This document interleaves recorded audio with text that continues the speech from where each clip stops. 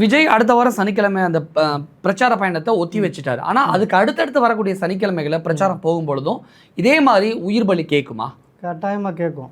ஏன்னா சனி பணம் தனி பணம் போகாது அப்படின்னு சொல்லுவாங்க. பொதுவாக தேர்ந்தெடுக்கும் போது நல்ல நாட்களை தான் நம்ம தேர்ந்தெடுக்கணும். அப்போ சனிக்கிழமை விஜய்க்கு உகந்த நாட்கள் இல்லையா, இல்லை பொதுவாகவே அது உகந்த நாள்? பொதுவாகவே காலபுருஷ தத்துவத்திற்கு சனி என்பது பாதகாதிபதி. ஸோ இவருடைய ஜாதகத்துலையும் இவர் பூச நட்சத்திரம், சனியோட நட்சத்திரத்தில் இருக்கார். இவருக்கு ஆல்ரெடி முன்னாடியே ஏற்பட்டதும் பூச நட்சத்திரத்தன்னைக்கு தான் முதல் மாநாடு ஏற்பட்டு பாதிப்புகளை கொடுத்தது. அடுத்த நாளும் அடுத்து வைத்த இதுவுமே பூச நட்சத்திரத்தில் தான் வச்சாங்க. இப்போ இந்த முறை ஆக்சிடெண்ட் ஆனது, இந்த விபத்துகள் ஏற்பட்டது, அல்லது இந்த கூட்ட நெரிசலில் உயிர் பலி கொடுத்தது, இது எல்லாமே பார்த்திங்கன்னா அது சனியோட நட்சத்திரங்களாக தான் இருக்குது.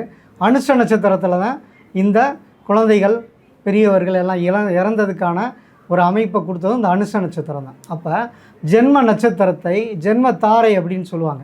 அப்போ பூச நட்சத்திரத்துக்காரங்க இந்த அனுஷ நட்சத்திரத்தில் போகிறது அப்படிங்கிறது அது பாதிப்பை கொடுக்கும். இந்த நேரத்தில் உத்திரட்டாதி நட்சத்திரத்தில் தான் சனி பகவான் இருக்கார். அப்போ சனி சுய சாரத்தில் இருக்கார்.